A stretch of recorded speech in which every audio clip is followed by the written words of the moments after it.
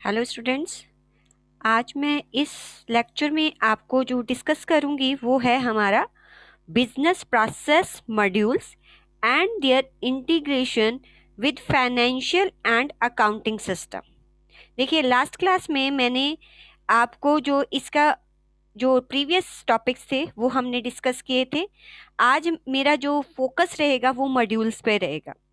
देखिए, बिजनेस पहले यहाँ पर बताया हुआ है कि बिजनेस प्रोसेस अल्टीमेटली कोई भी सॉफ्टवेयर है वो क्या करेगा, आपके बिजनेस में जितनी भी एक्टिविटीज हो रही हैं उनको रिकॉर्ड ही तो करेगा। तो जो भी एक्टिविटीज हो रही होती हैं उनको हम क्या कहते हैं, सेट ऑफ एक्टिविटीज को क्या कहते हैं, प्रोसेस कहते हैं। तो बिजनेस प्रोसेस को पहले उसने डिफाइन कर रहा है कि क्या होता है कि सेट ऑफ एक्टिविटीज होती हैं जो एक कोऑर्डिनेटेड वे में परफॉर्म की जाती हैं किसी भी बिजनेस के गोल को अचीव करने के लिए। कोई भी प्रोसेस बिजनेस में कैसे मैनेज होता है, उसको मैनेज करने के लिए पहले उस टास्क को डिफाइन किया जाता है। पहले टास्क डिफाइन करेंगे, अब फिर बताएंगे कि उसको कंप्लीट करने के लिए क्या क्या स्टेप्स आएंगे। जब हम उसको स्टेप्स देख लेते हैं या उस प्रोसेस को इम्प्लीमेंट कर देते हैं, फिर हम उसकी परफॉर्मेंस को मेजर करते हैं कि क्या वैसे ही परफॉर्म हुआ जैसे हमने डिसाइड किया था। अगर सब कुछ ओके है तो उसके अकॉर्डिंग हम अपना ऑर्गेनाइजेशनल सेटअप कर लेते हैं। तो प्रोसेस पहले डिफाइन किया जाता है, उसके परफॉर्मेंस को मेजर किया जाता है, उसके अकॉर्डिंग जो है ऑर्गेनाइजेशन सेटअप किया जाता है ताकि हम प्रोसेस को स्टैंडर्डाइज्ड कर पाए। कोई भी बिजनेस प्रोसेस का फ्लो कैसे होता है, यहाँ पर आपको अकाउंटिंग प्रोसेस का फ्लो बताया हुआ है। देखो, वो आपको पता ही है अकाउंटिंग का प्रोसेस कैसे फ्लो होता है। सबसे पहले आपके पास क्या आता है, सोर्स डॉक्यूमेंट। आफ्टर दैट आप उसमें से जर्नल एंट्री पास करते हो, फिर लेजर बनते हैं, फिर ट्रायल बैलेंस, देन एडजस्टमेंट किया जाता है। फिर एडजस्टेड ट्रायल बैलेंस का क्लोजिंग एंट्री पास करके हम उससे फाइनेंशियल स्टेटमेंट्स बनाते हैं, क्योंकि क्लोजिंग करनी पड़ेगी। अगर हम उस ईयर को क्लोज नहीं करेंगे तो एंट्रीज तो ऑर्गेनाइजेशन में एंट्रीज तो होती रहती हैं। तो पहले क्लोज करेंगे, देन हम क्या प्रिपेयर करेंगे, उससे फाइनेंशियल स्टेटमेंट्स प्रिपेयर करेंगे। तो this is all about your accounting process flow. ऐसे ही बहुत सारे प्रोसेस हमने फर्स्ट चैप्टर में भी रीड किए हैं। कहते हैं जो बिजनेस में जो प्रोसेसेस होते हैं, जब business categories of BPM, business process management, या मॉड्यूल जो है बिजनेस प्रोसेस के मॉड्यूल, वो कैसे कैसे हो सकते हैं, डिपेंड अपॉन कि आपका बिजनेस कैसा है। जैसे ट्रेडिंग बिजनेस है, अगर मेरा ट्रेड करने का बिजनेस है, buying and selling of goods, obviously इसमें इन्वेंट्री मॉड्यूल काफ़ी इंपॉर्टेंस रखता होगा। अगर मेरा मैन्युफैक्चरिंग का बिजनेस है तो इन्वेंट्री मॉड्यूल तो इम्पोर्टेंस रखेगा ही रखेगा, अलॉन्ग विद दैट मुझे प्रोडक्शन मॉड्यूल की भी रिक्वायरमेंट आएगी। बट अगर मेरा ट्रेडिंग का या मैन्युफैक्चरिंग का बिजनेस नहीं है, मेरा सर्विस बिजनेस है, मीन्स मेरी सीए फर्म है, तो ऑब्वियसली वहाँ इन्वेंट्री मॉड्यूल या प्रोडक्शन मॉड्यूल की तो कोई इंपॉर्टेंस ही नहीं रह जाती। सो डिपेंड अपॉन आप किस कैटेगरी के बिजनेस में डील कर रहे हो, उसके अकॉर्डिंग आप अपने बिजनेस में ईआरपी के मॉड्यूल्स को इम्प्लीमेंट करेंगे। तो मॉड्यूल होता क्या है, मॉड्यूल का मतलब होता है जो किसी स्पेसिफिक प्रोसेस को रिकॉर्ड करता होगा। जैसे इन्वेंट्री का मॉड्यूल मैंने बोला, तो इन्वेंट्री मॉड्यूल जो ईआरपी में होगा वो इन्वेंट्री से रिलेटेड हर एक्टिविटी को रिकॉर्ड करेगा। प्रोडक्शन का मॉड्यूल होगा वो प्रोडक्शन के रिलेटेड सारी एक्टिविटीज को रिकॉर्ड करेगा। तो अभी हमने सिर्फ आज जो हम मेन समझेंगे, हमने ये समझना है कि अल्टीमेटली जो ईआरपी में कितने टाइप के मॉड्यूल्स होते हैं। यहाँ पर आपके सब्जेक्ट में कुछ मेन मॉड्यूल्स डिस्कस किए हुए हैं। जो मॉड्यूल्स कौन कौन से हैं, financial accounting, controlling, sales distribution, HR, production planning, MM जिसको material management, quality management, plant maintenance, project system, और सप्लाई एंड एंड में आ जाता है आपका कस्टमर रिलेशनशिप मैनेजमेंट मॉड्यूल। तो these are the some main modules जो बेसिकली ईआरपी सॉफ्टवेयर है उसमें पाए जाते हैं। अब इसको डिस्कस हम करते हैं कैसे हम इसको जो समझना है। उसके लिए मैं पहले आपको एक चार्ट बना के दिखाती हूँ जिससे आपको समझ में आएगा कि मॉड्यूल्स एग्जैक्टली कैसे कैसे एक दूसरे के साथ लिंक्ड होते हैं। देखिए, जो आपका फाइनेंशियल अकाउंटिंग मॉड्यूल होता है, अल्टीमेटली ये मेन मॉड्यूल होता है किसी भी ईआरपी सिस्टम में।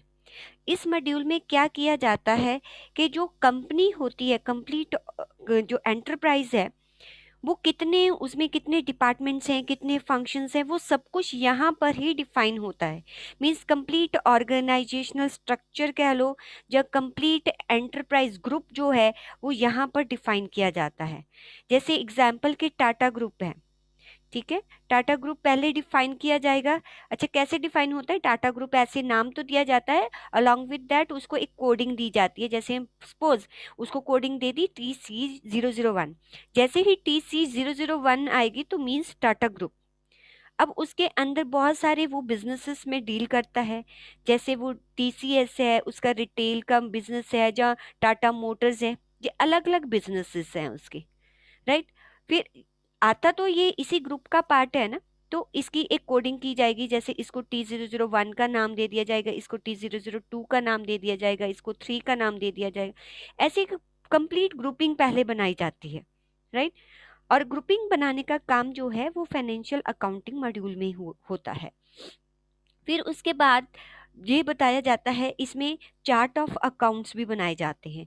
चार्ट ऑफ अकाउंट्स का मतलब होता है कि जितने भी आप लेजर्स ग्रुप बनाते हो, कि आपके एसेट्स होंगे, ठीक है, लाइबिलिटीज होंगी, आपकी इनकम होगा, एक्सपेंस होगा, जितनी भी एक्सपेंसेस है वो किस में जाएंगे, P&L में जाएंगे। ऐसे कंप्लीट चार्ट ऑफ अकाउंट जो है बैकएंड पे क्रिएट किया जाता है।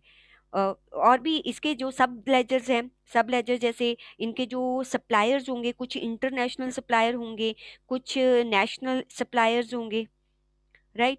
और इनके जो डिस्ट्रीब्यूटर्स हैं उनके अलग अलग नाम होंगे। तो कंप्लीट लेजर्स, सब लेजर्स, चार्ट ऑफ अकाउंट्स, और जितना भी ऑर्गेनाइजेशन की नेमिंग है, कोडिंग है, वो सब कुछ यहाँ पर डिफाइन किया जाता है। जैसे ही कोई वाउचर एंट्री होगी, आपको पता है कि कोई भी वाउचर चाहे इनवॉइस है, उसकी एक नंबरिंग होती है। तो नंबरिंग भी इसी मॉड्यूल में डिसाइड की जाती है कि अगर हम परचेज, कोई परचेज इनवॉइस आती है, जैसे कोई सेल्स इनवॉइस है, उसका क्या नंबर्स होंगे। यहाँ पर सेल्स इनवॉइसिंग के क्या नंबर होंगे, ठीक। अगर हम रिसीट जो है, रिसीट वाउचर काटते हैं, तो उसकी नंबरिंग क्या होगी। नंबरिंग की रेंज वगैरह भी यहाँ पर डिसाइड की जाती है। और कौन से प्रोडक्ट पे कौन सा टैक्सेशन आएगा, टैक्स आएगा, वैट आएगा, GST आएगा, या किस पे कितना TDS डिडक्ट होना है।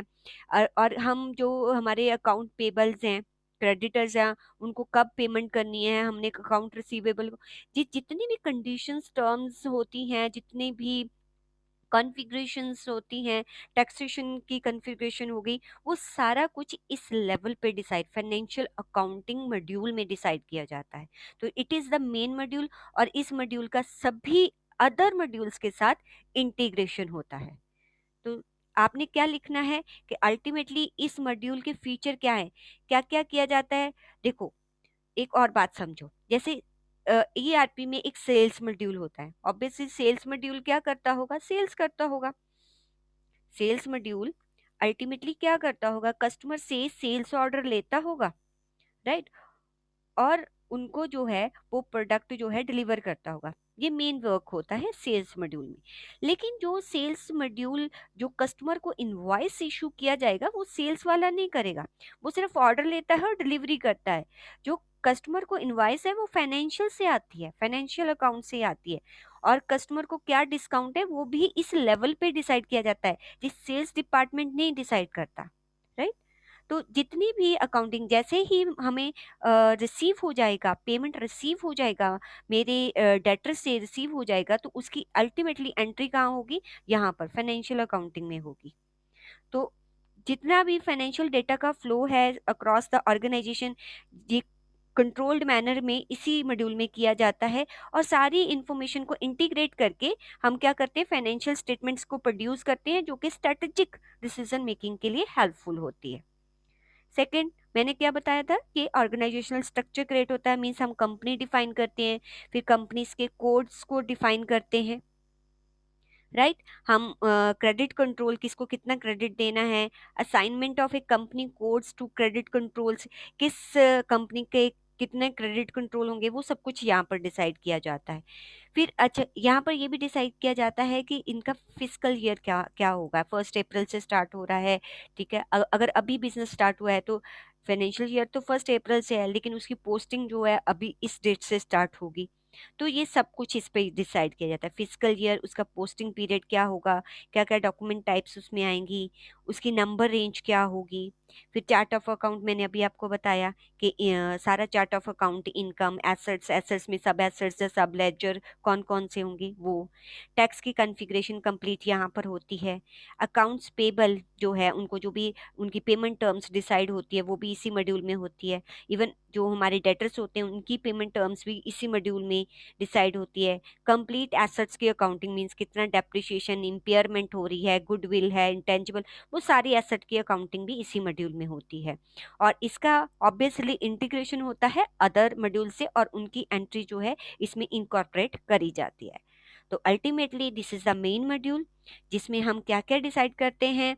हम कंप्लीट ऑर्गेनाइजेशनल स्ट्रक्चर को डिसाइड करते हैं, हम चार्ट्स ऑफ अकाउंट्स को डिसाइड करते हैं, अकाउंट्स रिसीवेबल, अकाउंट्स पेबल की पेमेंट टर्म्स को डिसाइड करते हैं, टैक्स कॉन्फ़िगरेशन को, मीन्स कुछ की टर्म्स में आपको बोल रही हूँ जो आपने याद रखने हैं, जैसे टैक्स कॉन्फ़िगरेशन हो गया, AR AP हो गया, चार्ट ऑफ अकाउंट्स हो गया, एसेट्स अकाउंटिंग हो गई।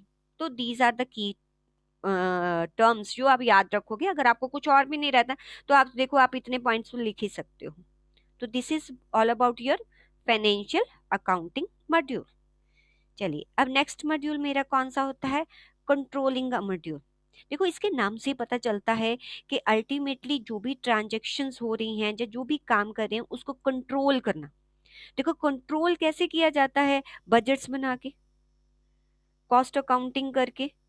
तो यही है, मैनेजमेंट कॉस्ट अकाउंटिंग आप करते हैं तो अल्टीमेटली वो क्या है, एक कंट्रोलिंग टेक्निक है ना, जिससे हम कंट्रोल करते हैं कि हमारे जो रिजल्ट है जैसे हमने सोचा है वैसा ही हो।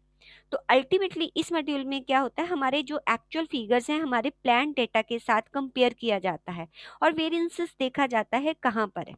देखो, कंट्रोल करने के लिए पहले आपको प्लान तो करना ही पड़ेगा ना, डेटा प्लान करना पड़ेगा। तो कैसे कैसे प्लान करेंगे, तो ये इसके की फीचर्स होंगे, की फीचर ऑफ दिस मॉड्यूल। पहले हम कॉस्ट, हर एक के कॉस्ट एलिमेंट अकाउंटिंग करेंगे। मींस हम पूरा, आपको कितना याद रखना है, देखो, इस कंपोनेंट में provide the overview of a cost and revenue that occur in an organize, पूरे ऑर्गेनाइजेशन में कितना कॉस्ट किस पे इनकर्ड होगा, किससे कितना रेवेन्यू आएगा, वो कंप्लीट ओवरव्यू इस मॉड्यूल में लिया जाता है। पहले सारे ऑर्गेनाइजेशन का ओवरव्यू लेके फिर हम कॉस्ट सेंटर अकाउंटिंग करते हैं। जितने भी हमारे कॉस्ट सेंटर होंगे, हम ये देखेंगे कि उन पर कितना कॉस्ट इनकर्ड किया, जितना हमने सोचा है वैसा उतना कॉस्ट इनकर्ड हो रहा है। देखो, एक तो डायरेक्ट कॉस्ट होता है, आपको पता है डायरेक्टली जो उन पे इनकर्ड होता है। एक होता है अपोर्शंड, जो हम अपोर्शन करते हैं कोई बेसिस लेके।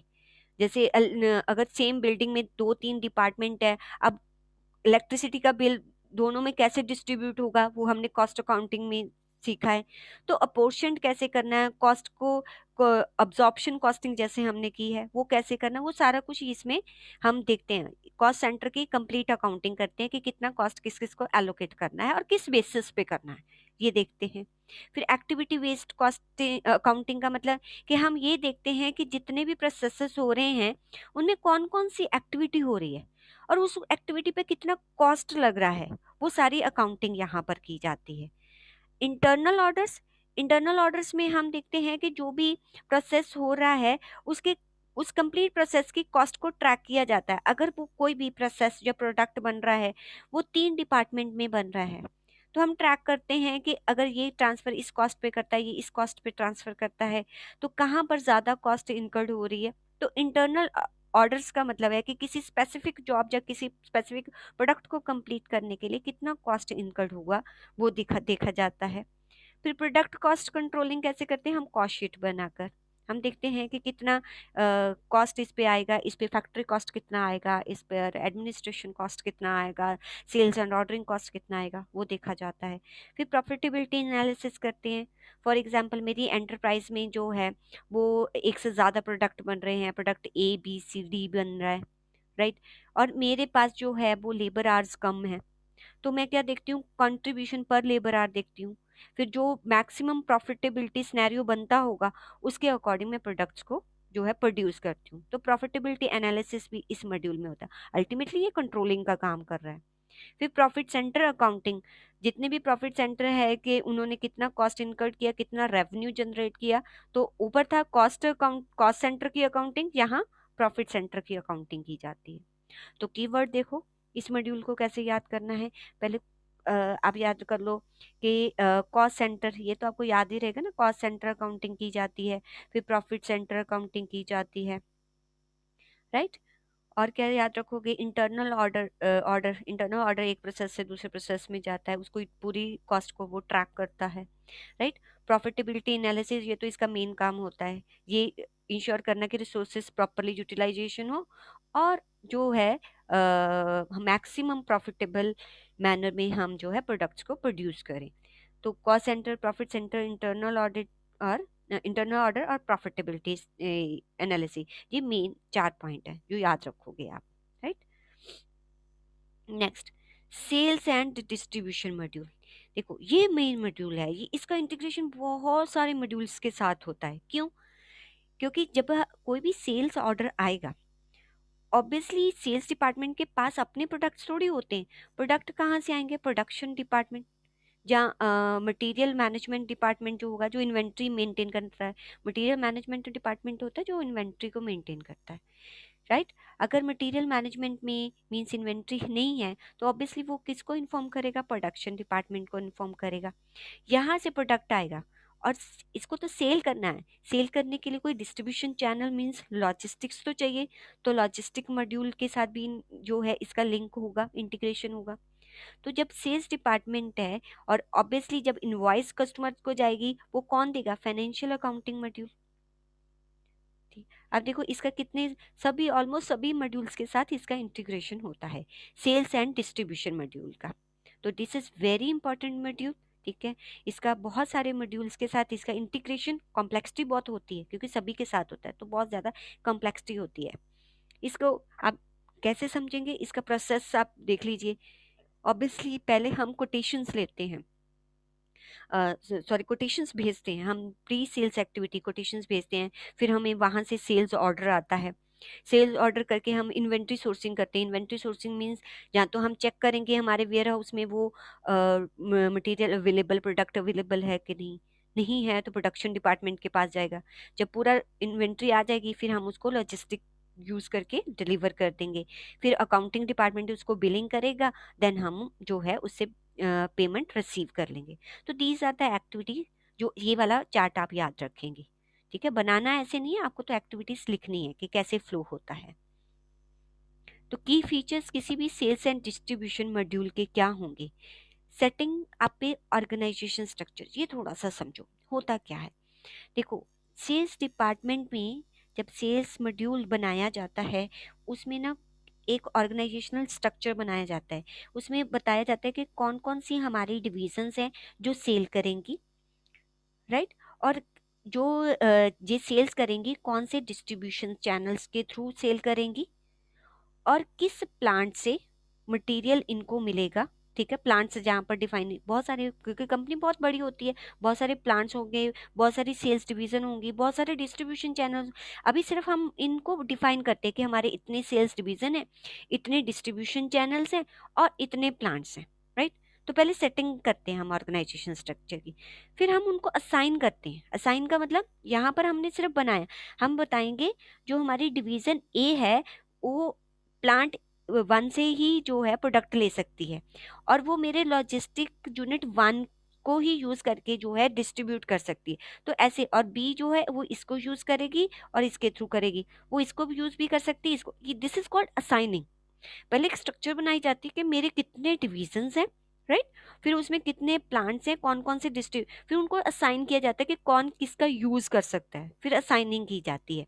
फिर हम डिफाइन करते हैं प्राइसिंग कंपोनेंट।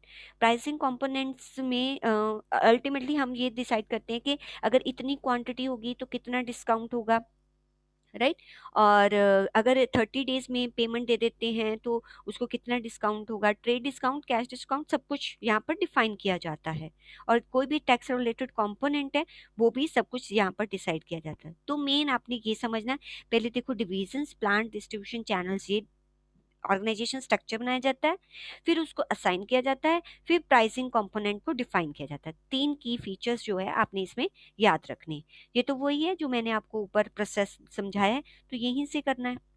तो सेल्स डिस्ट्रीब्यूशन मॉड्यूल में क्या क्या लिखेंगे, एक बहुत कॉम्प्लेक्स होता है, वाई, क्योंकि इसका इंटीग्रेशन अदर मॉड्यूल्स के साथ होता है। सेकंड क्या लिखेंगे, उसके फीचर्स, कि पहले स्ट्रक्चर बनाया जाता है, फिर उनको असाइन किया जाता है, फिर प्राइसिंग पॉलिसी। बाकी तो ये वही लिखा हुआ है, इसको करने की जरूरत नहीं। This is all about your sales module. Okay, next आ जाता है human resource module. Human resource module, इसका इंटीग्रेशन ज़्यादा मॉड्यूल्स के साथ तो होता नहीं है। इसमें क्या होता है, ह्यूमन रिसोर्स मॉड्यूल का मेनली जो ये कैप्चर करता है डेटा, वो रिलेटेड करता है कि हायरिंग ऑफ पर्सन्स, फिर उसका कंपनसेशन, उसका पेरोल, उसकी जितनी भी एचआर रिलेटेड एक्टिविटीज़ होती हैं, जैसे उसका लीव सेंक्शन करना, जो उसने कितनी एब्सेंटीज है, उसका कितना पीएफ है, उसका कितना ईआईएस है, ये सारी एक्टिविटी, और उसकी जितनी भी डिडक्शंस है, टीडीएस डिडक्ट करते हैं, उसको फॉर्म 16 इशू करते हैं, वो सब कुछ जो एक्टिविटीज है वो किसके थ्रू की जाती है, एचआर मॉड्यूल के थ्रू परफॉर्म की जाती हैं। तो ये these are the some activity, जो प्रोसेसेस आप कह लो कि जो प्रोसेसेस एचआर डिपार्टमेंट परफॉर्म करता है, राइट। तो एचआर डिपार्टमेंट जो है अल्टीमेटली इसका इंटीग्रेशन जो है मेनली किसके साथ होता है, फीको मॉड्यूल, फीको फाइनेंशियल अकाउंटिंग मॉड्यूल, या मैं फीको बोलूंगी, एक्चुअली कोई अलग से फाइनेंशियल अकाउंटिंग मॉड्यूल नहीं होता, फीको मॉड्यूल कहते हैं उसको। फाइनेंशियल और कंट्रोलिंग मॉड्यूल जो है वो एक साथ ही होता है, जो हमने ऊपर पढ़ा है। तो यहाँ पर सिर्फ आपने बताना है कि अल्टीमेटली ऑब्वियसली इम्प्लॉयज़ का पूरा डेटा रखेगा, इम्प्लॉयज़ के क्या डेजिग्नेशन है उसको मेंटेन करेगा, फिर उसका अटेंडेंस कैसे रिकॉर्ड करना है उसको मैग्नेटिक कार्ड या फिंगर प्रिंट उसके थ्रू करेगा, और उसकी अगर अटेंडेंस को डिजिटाइज करके उसकी सैलरी ऑटोमेट की है तो ध्यान रखेगा कि अच्छी तरह उसकी सैलरी बने। तो अगर किसी एम्प्लॉय को लोन दिया है उसको जो है वो कैप्चर करेगा, उसके हॉलीडे मास्टर को प्रॉपरली मेंटेन करेगा। तो these are activities which are performed by the HR module, these are the processes जो होते हैं। तो this is not very important, तो अगर आपको ने याद करना है तो इतना याद कर लो। बाकी क्या क्या करता है, कौन कौन सा डेटा होता है, मास्टर डेटा कौन सा होता है, नॉन मास्टर, वो आप थोड़ा सा लिख सकते हो इस पर। नेक्स्ट आ गया आपका प्रोडक्शन प्लानिंग मॉड्यूल। अच्छा, प्रोडक्शन प्लानिंग मॉड्यूल क्या करता होगा, ऑब्वियसली मैंने अभी आपको बताया कि सेल्स एंड डिस्ट्रीब्यूशन डिपार्टमेंट वो किसके को इन्फॉर्मेशन में भेजता है, मटेरियल मैनेजमेंट। अगर यहाँ मटेरियल नहीं है तो ऑब्वियसली प्रोडक्शन डिपार्टमेंट को भेजा जाता है। अब प्रोडक्शन डिपार्टमेंट प्रोडक्शन करने के लिए, किसी भी प्रोडक्ट की प्रोडक्शन करने के लिए उसको रॉ मटेरियल रिक्वायर्ड है। अगर रॉ मटेरियल उसके पास है, अवेलेबल है, तो प्रोडक्शन कर देगा। अदरवाइज वो किसको इन्फॉर्मेशन देगा, आपके मटेरियल मैनेजमेंट मॉड्यूल को, राइट। तो इट मीन्स कि इसका जो इंटीग्रेशन है जहाँ आ गया ना, इन दोनों के साथ भी आ गया इसका इंटीग्रेशन, तो ये आपने बताना है। अल्टीमेटली जो प्रोडक्शन डिपार्टमेंट है वो क्या क्या वर्क करता है वो यहाँ पर लिखा हुआ है।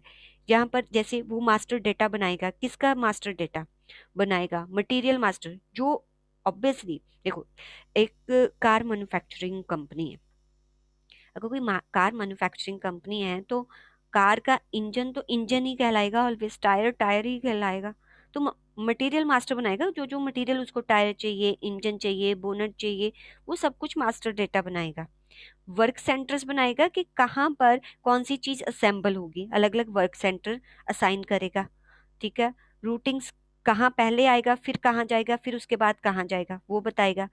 बिल्स ऑफ मटेरियल का मतलब होता है कि अगर एक कार उसको मैन्युफैक्चर करनी है तो उसको कितना मटेरियल चाहिए, मतलब इसमें उसको कितने टायर्स चाहिए, उसको कितने इंजन चाहिए, कितने बोनट चाहिए, कितनी सीट्स चाहिए, ये सब कुछ, this is called bill of material. तो ये कंप्लीट मास्टर, क्योंकि through out the production change थोड़ी होगा, वर्क सेंटर भी उसके वही रहेंगे। एक कार में 4 टायर है तो हमेशा 4 ही लगेंगे, ऐसा तो नहीं है। हाँ, एक स्पेयर है, एक स्पेयर 5 टायर्स ले लेगा, ऐसा तो नहीं है कि किसी कार में 6 लगा रहा है, किसी में 7। तो बिल्स ऑफ मटेरियल ये मास्टर होता है, ठीक है, ये कुछ चेंजेस नहीं होते हैं। नेक्स्ट वो क्या करेगा, सेल्स एंड ऑपरेशन प्लानिंग करेगा। कैसे करेगा? प्रोडक्शन पहले फोरकास्ट करेगा। Obviously sales and operation planning क्यों करते हैं? वो दिखता है कि मुझे कितना प्रोडक्शन करना है। प्रोडक्शन करने के लिए क्या देखा जाता है? पहले सेल्स देखी जाती है कि कितनी सेल्स हो सकती है। अगर आपको कॉस्टिंग याद हो तो अगर आपको रॉ मटेरियल रिक्वायरमेंट का बजट बनाना है तो पहले आप सेल्स का बनाते थे, सेल्स के बाद आप प्रोडक्शन का बनाते थे, फिर रॉ मटेरियल तो बैक जाता था। तो ऐसा ही यहाँ पर भी वो क्या करता है? सेल्स एंड ऑपरेशन प्लानिंग करके देखता है कि उसको कितना प्रोडक्शन करना होगा। फिर डिस्ट्रीब्यूशन रिसोर्स प्लानिंग करता है, जो ये प्लान करता है कि जो मेरे डिस्ट्रीब्यूशन सेंटर है आने वाले टाइम में उसकी कितनी डिमांड है। वो सारा जो है रिसोर्स उनके लिए रिसोर्स प्लानिंग करता है। फिर सब कुछ, फिर ऊपर जितनी सेल्स हो सकती है या जितना डिस्ट्रीब्यूशन रिसोर्स प्लानिंग है उसके अकॉर्डिंग वो देखता है कि उसको कितना प्रोडक्शन करना है और उस प्रोडक्शन करने के लिए उसको कितना मटेरियल चाहिए है। वो सारा कुछ वो फोरकास्ट करता है, राइट। तो यहाँ पर production planning this include material forecasting, demand management, long term planning, ये सब कुछ मतलब मास्टर प्रोडक्शन पूरा शेड्यूल करता है कि कब कब किस किस टाइम पर उसको मटेरियल की रिक्वायरमेंट होगी। एमआरपी मटेरियल रिक्वायरमेंट प्लानिंग ये बताता है कि पैरामीटर डिसाइड करता है कि जितना भी मटेरियल है, जब उसके पास मटेरियल आ जाता है तो किस प्रोडक्शन रन में कितना कितना मटेरियल रिक्वायर्ड होगा, वो सारा कुछ यहाँ पर डिसाइड किया जाता है। अब कैपेसिटी प्लानिंग जो है, देखो कैपेसिटी प्लानिंग उसको किस कैपेसिटी पे काम करना है वो तो डिपेंड करता है कि कौन सी मशीन जो है कितने। अब आप अगर जानते हो तो बॉटल आता है हमारा। बॉटल मतलब क्या होता है कि मान लो कि कोई भी प्रोडक्ट है वो 3 प्रोसेस से होके गुजरता है। ये मशीन जो है वो 100 products at A time process कर सकती है, और ये 200 प्रोसेस कर सकती है, और ये 150 प्रोसेस कर सकती है। अगर ये 100 करती है तो अल्टीमेटली इसके पास यहाँ से यहाँ ट्रांसफर किया जाता है, यहाँ से यहाँ, और ये फाइनल प्रोडक्ट निकलता है। तो हमारा बॉटल नेक क्या है? 100। तो मैं इसको इस मशीन को 200 की कैपेसिटी पर थोड़ी चलाऊंगी, क्योंकि पीछे से आएगा ही माल 100 का, तो इसको भी 100 की कैपेसिटी पर ही चलाऊंगी। मीन्स हम अपने कॉन्स्टेंट्स देखते हैं, कैपेसिटी कॉन्स्टेंट देखते हैं, उसके अकॉर्डिंग हम कैपेसिटी प्लानिंग करते हैं। फिर प्रोडक्ट कॉस्ट प्लानिंग के कंप्लीट प्रोडक्ट बनने में मेरा कितना जो है कॉस्ट इनकर्ड होगा उसकी प्लानिंग की जाती है। तो अल्टीमेटली यहाँ पर आपने क्या याद रखना है प्रोडक्शन प्लानिंग मॉड्यूल में, कि पूरा मास्टर डेटा की उसको क्या क्या मटेरियल है उसका पूरा डेटा वो मेंटेन करता है। फिर सेल की फोरकास्टिंग करता है, मेरे अपने डिस्ट्रीब्यूशन सेंटर की करता है, उसके अकॉर्डिंग प्रोडक्शन की प्लान करता है कि कितना प्रोडक्शन होगा, फिर उसके लिए कितना मटीरियल रिक्वायर्ड है, किस किस सेंटर को वो प्लान करता है, किस कैपेसिटी पे वो काम कर सकता है, और उसका कितना कॉस्ट इनकर्ड होगा। तो ये आपने प्रोडक्शन प्लानिंग में लिखना है। नेक्स्ट आ गया आपका मटेरियल मैनेजमेंट। अब देखो सेल्स को भी ये मटेरियल चाहिए, प्रोडक्शन को भी मटेरियल चाहिए, तो ultimately this is the very important module जो सबके साथ इसका इंटीग्रेशन होता है, राइट। तो ये देखो जैसे प्रोडक्शन को मटेरियल चाहिए तो वो प्रोडक्शन डिपार्टमेंट इसको क्या भेजेगा? रिक्विजिशन भेजेगा। वो रिक्विजिशन को वैल्यूएट करेगा कितना उसके पास मटेरियल है और कितना उसको ऑर्डर करना पड़ेगा। उसके बेस पे वो कोटेशंस मंगाता है, फिर देखता है कौन सी कोटेशन बेस्ट है, या कौन सी जिस क्वालिटी का मुझे मटेरियल चाहिए कौन सा उसका कंपैरिजन करता है। जब कोटेशन जो है जो उसको ठीक लगती है उसके अकॉर्डिंग वो उसको परचेज ऑर्डर जो है वो क्या कर देता है? प्लेस कर देता है। परचेज ऑर्डर में क्या क्या होता है कि कौन सी आइटम चाहिए, कितनी क्वांटिटी की, रेट उसमें दिया होता है, किस डेट पर और किस गोडाउन में चाहिए, ये सब कुछ मेंशन होता है। फिर जब मटेरियल रिसीव करता है तो उसके साथ एक गुड्स रिसीट नोट आता है जिसको परचेज ऑर्डर के साथ कंपेयर किया जाता है कि जो ऑर्डर दिया था या जो गुड्स रिसीट नोट आया दोनों मैच कर रहे हैं कि नहीं। फिर जब मटेरियल वो रिसीव लेता है तो जो भी प्रोडक्शन डिपार्टमेंट ने रिक्वेजिशन दी थी उसके अकॉर्डिंग मटेरियल उसको इशू कर दिया जाता है। फिर उसके बाद जो है परचेज इनवॉइस रेज की जाती है और वेंडर्स को पेमेंट कर दी जाती है। तो ये सब कुछ कौन करता है? आपका फाइनेंशियल अकाउंटिंग मॉड्यूल। ये 2 पॉइंट्स, ठीक है। तो बाकी सारा जो है एमएम में, ये सब बाकी rest of activities MM module में की जाती हैं। तो this is your MM module. तो इट इज़ वेरी इजी। तो अल्टीमेटली इसमें क्या लिखना है? वही आपने पूरा जो परचेजिंग साइकिल होता है उसी को डिफाइन करता है एमएम में। परचेज रिक्विजिशन आती है, फिर हम उसके अकॉर्डिंग जो है कोटेशन मंगाते हैं, परचेज ऑर्डर होता है, फिर गुड्स रिसीट नोट होता है, फिर मटेरियल इशू किया जाता है, इनवॉइस होती है और पेमेंट ऑफ वेंडर होती है, राइट।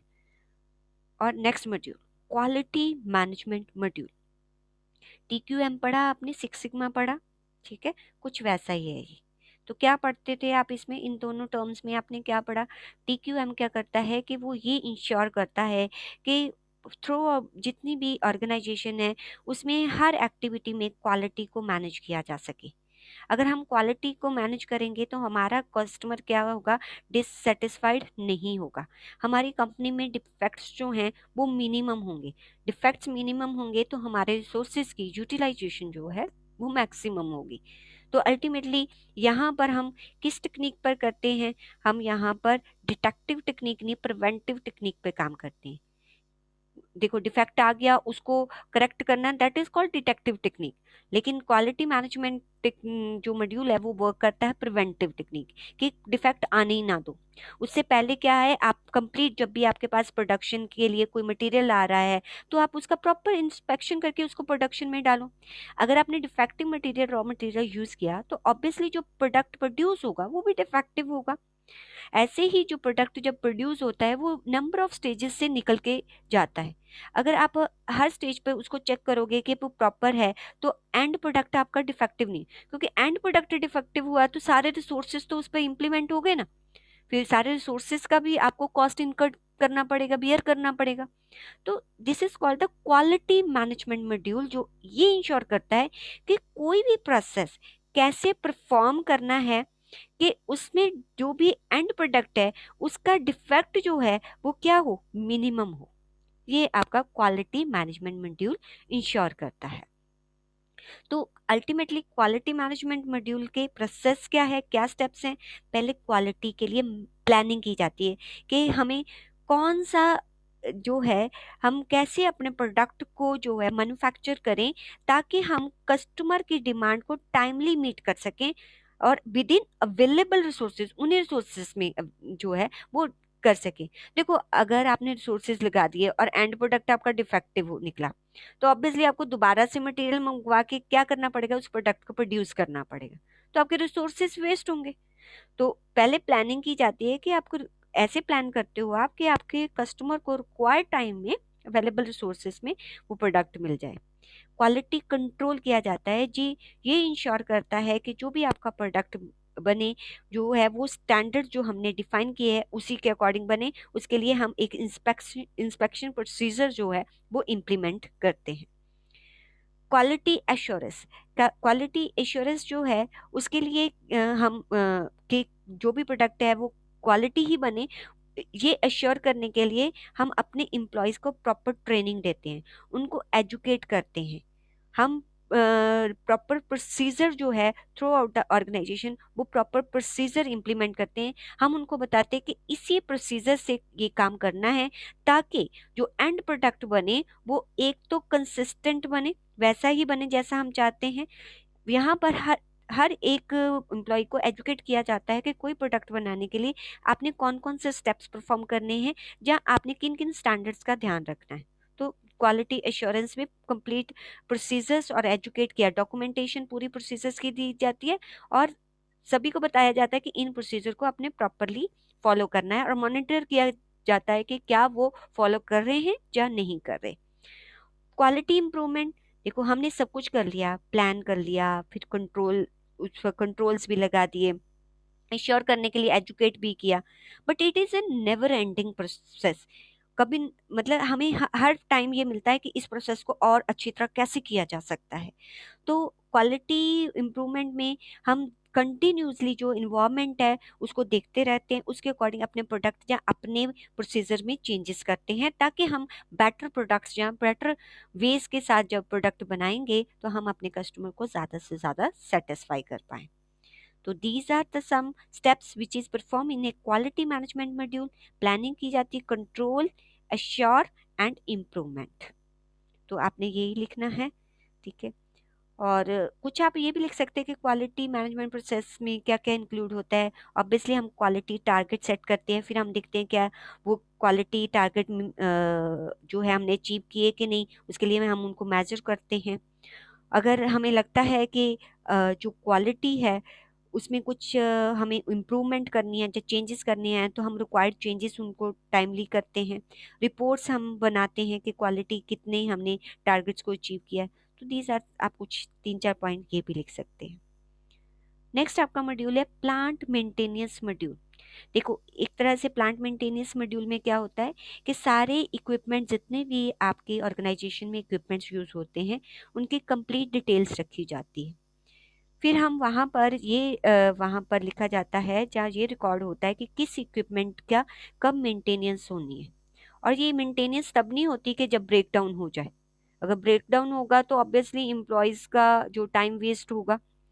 और इसलिए जो हर इक्विपमेंट है उसको कब मेंटेन करना है, और ऐसा टाइम चूज किया जाता है कि जब वो प्रोडक्टिव टाइम ना हो, मींस जब प्रोडक्शन ना हो रही हो। प्रोडक्शन स्टार्ट होने से पहले स्टार्ट जो है मेंटेनेंस टाइम डिसाइड किया जाता है। इसमें रिपोर्ट्स जनरेट की जाती है कि किस मशीन का लास्ट टाइम कब मेंटेनेंस हुआ था, ठीक है, नेक्स्ट मेंटेनेंस जो है उसका कब होगा। उसके अकॉर्डिंग मेंटेनेंस टीम को जो है इंफॉर्मेशन ऑटोमेटिकली चली जाती है, और मेंटेनेंस टीम उस टाइम आकर जो है इक्विपमेंट का मेंटेन कर कर देती है। देखो, मेंटेनेंस प्लांट मेंटेनेंस मॉड्यूल रखने से जो अननेसेसरली ब्रेकडाउन्स होते हैं वो नहीं होते, ये एक बेनिफिट निकल के आता है। तो यहाँ पर एक तरह से हम यहाँ पर प्रिवेंटिव मेंटेनेंस करते हैं, करेक्टिव मेंटेनेंस नहीं करते। यहाँ भी आपने वर्ड क्या लिखना है, प्रिवेंटिव मेंटेनेंस किया जाता है। तो ऑब्जेक्टिव प्लांट मेंटेनेंस मॉड्यूल का क्या होता है कि हमारी जो इक्विपमेंट्स है, मशीनरी है, उसमें मिनिमम ब्रेकडाउन आए।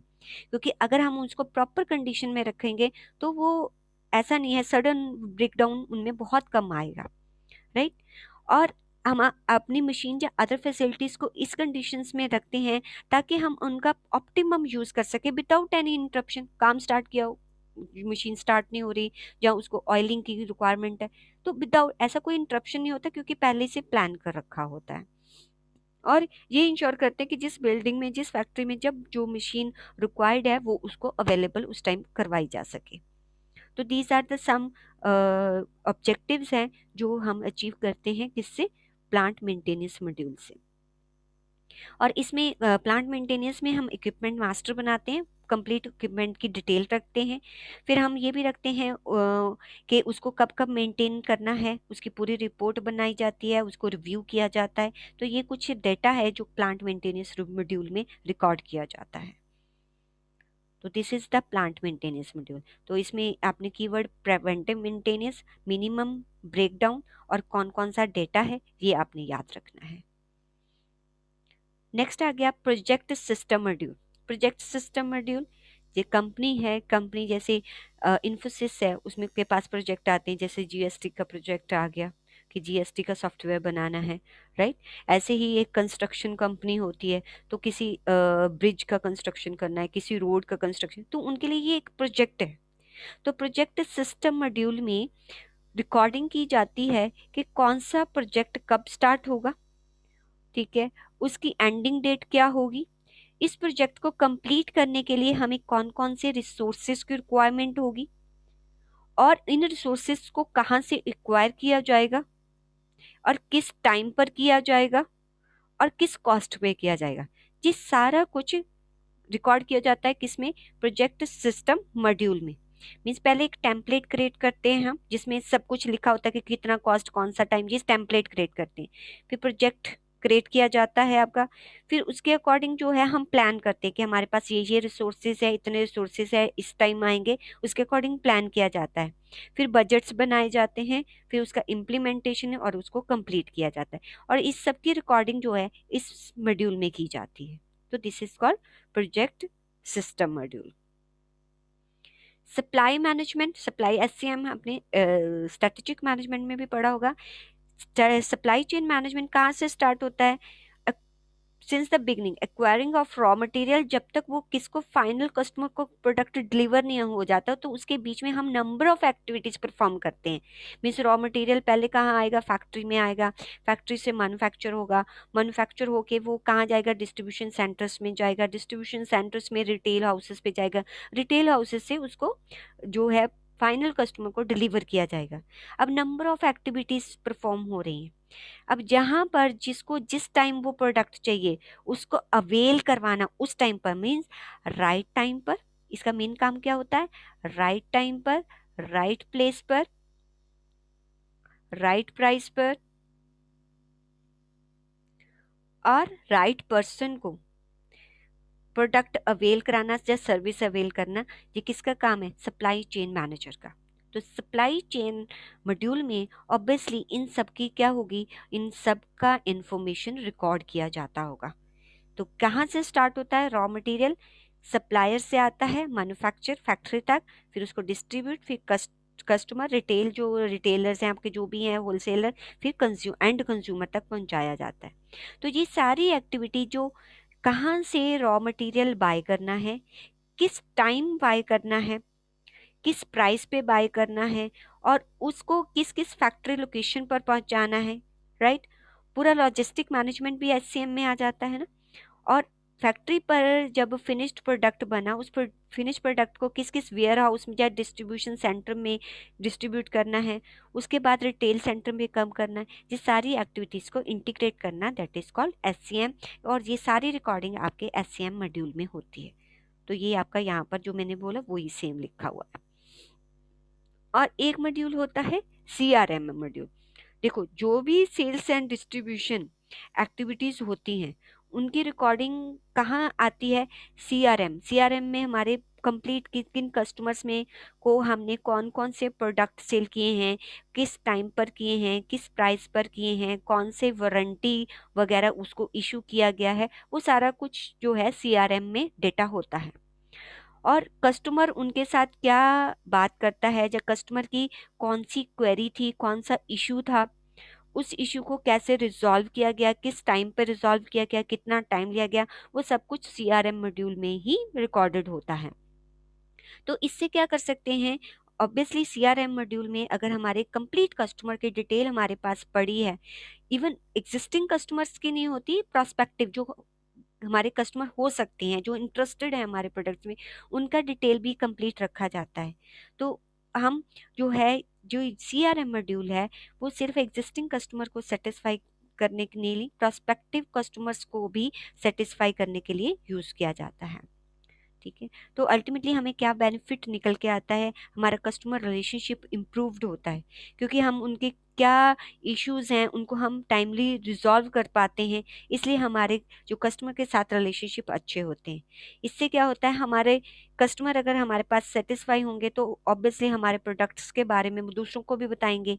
जहाँ जो भी कस्टमर का डेटा हमारे पास होता है हम उनको टाइमली ऑफर्स जो हैं सेंड करते रहते हैं, उनके इंटरेस्ट के अकॉर्डिंग उनको प्रोडक्ट्स बताते हैं, तो हमारा रेवेन्यू इंक्रीज होता है। और मैक्सिमाइज अपसेलिंग, मतलब कोई कस्टमर है हमारी जो प्रोडक्ट है उसके 100 यूनिट्स लेता था, अब हम उसको ऑफर दे रहे हैं कि अगर 200 यूनिट्स लेगा तो उसको 10% या 20% discount, that is called upselling. Cross selling मतलब उस प्रोडक्ट से रिलेटेड ये प्रोडक्ट भी आपके पास अवेलेबल है उसकी इन्फॉर्मेशन देते हो, तो आप क्रॉस सेलिंग भी करते हो। इससे आपका इंटरनल कम्युनिकेशन, क्योंकि सीआरएम आपके कस्टमर्स को कहाँ पर दिक्कत आई, आपका कस्टमर आपसे क्या चाहता है, वो पूरे डिपार्टमेंट्स को बताया जाता है। तो यहाँ पर एक आइसोलेशन में काम नहीं होता, हर डिपार्टमेंट आइसोलेट फॉर्म में काम नहीं करता। कैसे काम करता है, टीम की फॉर्म में। सबका जो मेन मोटिव होता है क्या करना होता है, कस्टमर को सेटिस्फाई करना होता है। तो आपकी बेटर इंटरनल कम्युनिकेशन होती है, क्योंकि आप अपने कस्टमर को बेटर जान पाते हो और आप अपनी मार्केटिंग को क्या कर सकते हो, आप बेटर वे से अपने कस्टमर की नीड्स को सेटिस्फाई करते हो और अपनी मार्केटिंग को ऑप्टिमाइज करते हो। तो these are the some benefit, obviously आपका रेवेन्यू इंक्रीज, आपका कस्टमर सेटिस्फाई, उसको क्रॉस सेलिंग अप सेलिंग कर सकते हो, आपका बेटर इंटरनल कम्युनिकेशन और ऑप्टिमाइज मार्केटिंग होता है। तो दीज आर सम मॉड्यूल्स जो आपको रीड करने हैं, एक दो बार सुनो तो आपको समझ में आ जाएगा। अभी मैं करवाने लगी हूँ इंटीग्रेशन। इंटीग्रेशन अभी मैंने ऊपर समझा भी दिया है कि क्या क्या इंटीग्रेशन होता है, बट स्टिल यहाँ पर भी कुछ इंटीग्रेशन पॉइंट्स देख लेते हैं कि मटेरियल मैनेजमेंट का फीको के साथ, फाइनेंशियल एंड कंट्रोलिंग मॉड्यूल के साथ क्या इंटीग्रेशन होता है। देखो, मटेरियल किस कॉस्ट पे लेना है तो कंट्रोलिंग मॉड्यूल ही करेगा। मटेरियल जो आया है उसका पेमेंट करना वो भी फीको के थ्रू ही किया जाएगा। तो अल्टीमेटली जो इंटीग्रेशन एरिया होता है, मटेरियल वैल्यूएशन, वेंडर पेमेंट या मटेरियल कॉस्टिंग, ये सारा कुछ जो है, मटेरियल मैनेजमेंट तो सिर्फ अपना जो मटेरियल मंगवाने के लिए कोटेशंस वगैरह लेता है, परचेज ऑर्डर लेता है, ठीक है, तो उसका कंट्रोलिंग और उसकी जो मेन पेमेंट्स हैं वो इस मॉड्यूल से की जाती है। तो ये इसका इंटीग्रेशन पॉइंट हो गया। ऐसे ही ह्यूमन रिसोर्स का, ह्यूमन रिसोर्स तो सिर्फ पेरोल बनाता है लेकिन एक्चुअल पेमेंट तो यहाँ से फीको मॉड्यूल से होती है। ऐसे ही मटेरियल मैनेजमेंट का और किसके साथ होगा, प्रोडक्शन। प्रोडक्शन को जो भी मटेरियल चाहिए वो कहाँ से, परचेज रिक्विजिशन आएगी कहाँ से, प्रोडक्शन डिपार्टमेंट से। ये इसका इंटीग्रेशन पॉइंट हो गया। ऐसे ही सेल्स डिपार्टमेंट को जो भी रिक्वायरमेंट है वो सेल्स ऑर्डर किसको देता है, मटेरियल मैनेजमेंट को। मटेरियल मैनेजमेंट का क्वालिटी इंस्पेक्शन, जो भी मटेरियल आता है क्या वो उसी क्वालिटी का है जो स्टैंडर्ड हमने सेट किए हैं, वो इंफॉर्मेशन कहाँ से आएगी, क्वालिटी मैनेजमेंट मॉड्यूल से। और मटेरियल मैनेजमेंट का और किसके साथ दिया है, प्लांट मेंटेनेंस। देखो मैंने क्या, इक्विपमेंट को जो है हम वो जो है टाइमली क्या करते हैं, मेंटेन करते हैं। अब इक्विपमेंट को मेंटेन करने के लिए आपको मटेरियल भी तो चाहिए, तो जो मटेरियल की रिक्वायरमेंट है वो किसको बताई जाती है, आपके मटेरियल मैनेजमेंट मॉड्यूल को। ठीक है, तो these are the some integration point. अब कुछ एग्जाम्पल देख लेते हैं। एक ईआरपी मॉड्यूल का एग्जाम्पल कहता है कि एक फैक्ट्री है, आइसक्रीम फैक्ट्री। अब देखो उसमें क्या क्या ईआरपी के जो जितने भी हमने मॉड्यूल ऊपर डिस्कस किए हैं, क्या क्या फंक्शन करता होगा। मटेरियल मैनेजमेंट क्या करता होगा, आइसक्रीम बनाने के लिए जो भी मटेरियल होगा वो कौन जो है ऑर्डर करेगा, मटेरियल मैनेजमेंट मॉड्यूल। ठीक है, प्रोडक्शन मॉड्यूल क्या करेगा, ऑब्वियसली रॉ मटेरियल जो है, इसको रॉ मटेरियल चाहिए वो एमएम से पूछेगा, उसको फिनिश्ड गुड्स में कन्वर्ट करके किसको भेज देगा, cold room, material management module इसमें आएगा। सप्लाई चेन, आपका जो फिनिश्ड गुड्स है वो किस किस को जानी है, कब जानी है, क्या टाइमली डिलीवर हुआ है कि नहीं, सारा कुछ, कब डिलीवरी जानी है, टाइमली हुआ कि नहीं, वो सारा एससीएम मॉड्यूल में किया जाएगा। और फाइनेंस एंड अकाउंटिंग, सारी जितनी ऊपर ट्रांजेक्शन्स हो रही हैं, मटेरियल आया, वेंडर को पेमेंट किया, कस्टमर से कलेक्शन, वो जहाँ पर रिकॉर्ड होगा। और जितने भी ह्यूमन रिसोर्स रिलेटेड एक्टिविटीज़ हैं, उनकी अटेंडेंस है, लीव, वो सारी ह्यूमन रिसोर्स मॉड्यूल में होगी।